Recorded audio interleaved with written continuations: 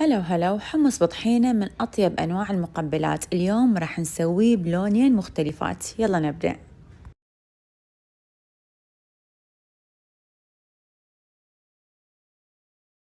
أول شي نسويه نسلق الحمص على ما يستوي ونخليه هو ومية. راح نحتاج المي من نسوي حمص بطحينة.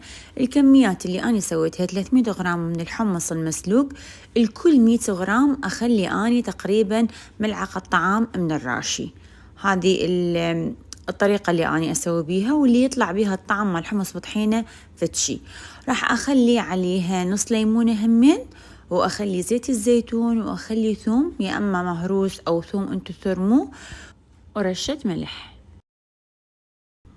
نبدي بالبداية نخلي الحمص وحدة بالخلاط، وأخلي عليه شوية من مي سلق الحمص وأخلطه زين. أنا ما على ما هيك يصير.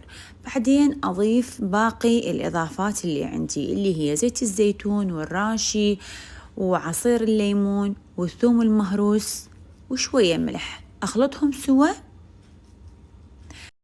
بعدين نضيف لهم آخر شي اللي راح يغير شوية بلون حمص بطحينة، يسويه مثل المطاعم، نخلي عليهم ثلج.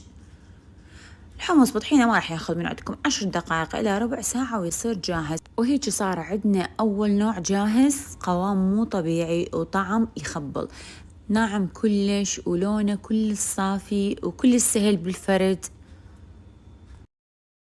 حمص بطحينة الثاني نفس المكونات، بس راح أضيف الشوندر راح أقشره ونسوي بيه فتحات بالسكينة ونسلقه على ما يستوي. استخدمت اني شوندر يعني 2 صغار.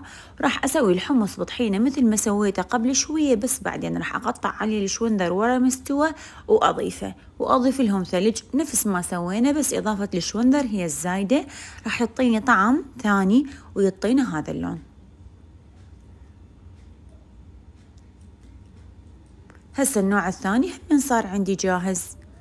كل السهل. طريقة عمل الحمص بطحينة ما راح تاخذ من عندكم، يعني الاثنين اخذوا من عندي نص ساعة، وصاروا عندي أطباق 2 أطباق مقبلات تخبل. عند التقديم حطيت عليهم شوية من الحمص المسلوق وزينتهم بخضرة وزيتون وخليت عليهم زيت الزيتون. طعمهم مو طبيعي، جربوهم واستمتعوا بالطعم.